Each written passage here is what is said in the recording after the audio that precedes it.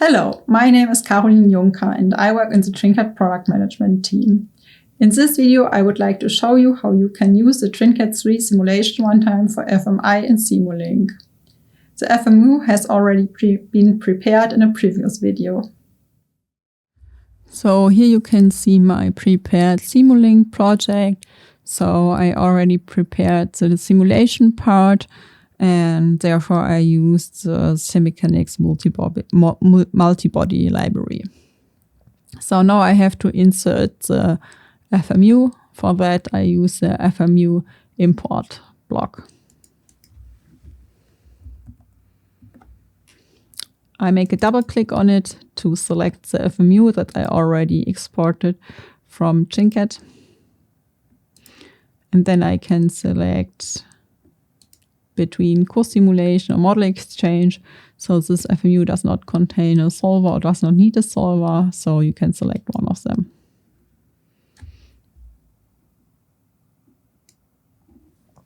So I inserted it, and in Simulink, Simulink uses a bus object for the input and outputs of the FMU block.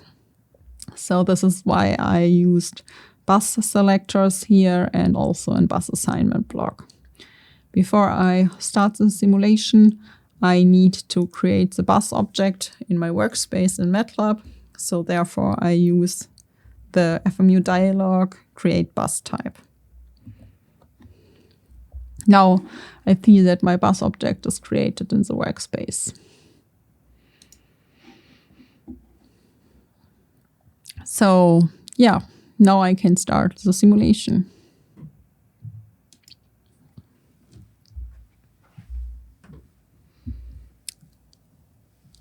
I use the multibody library here, so it takes some time to open to build the 3D parts. And when I see that the simulation is started, I know that also the simulation runtime is initialized.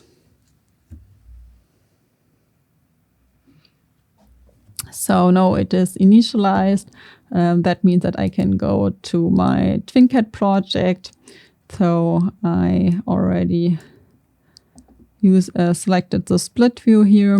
So I have the Simulink the TwinCAT project here, in which I generated my FMU. So here I have the IO master gun.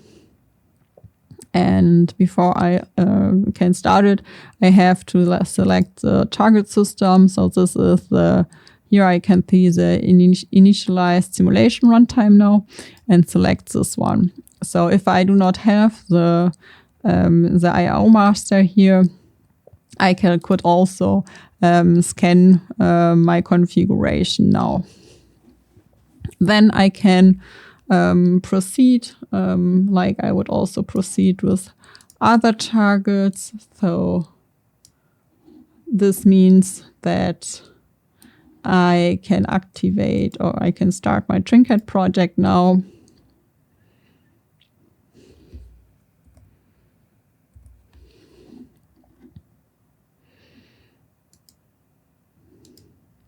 And then I have to log in.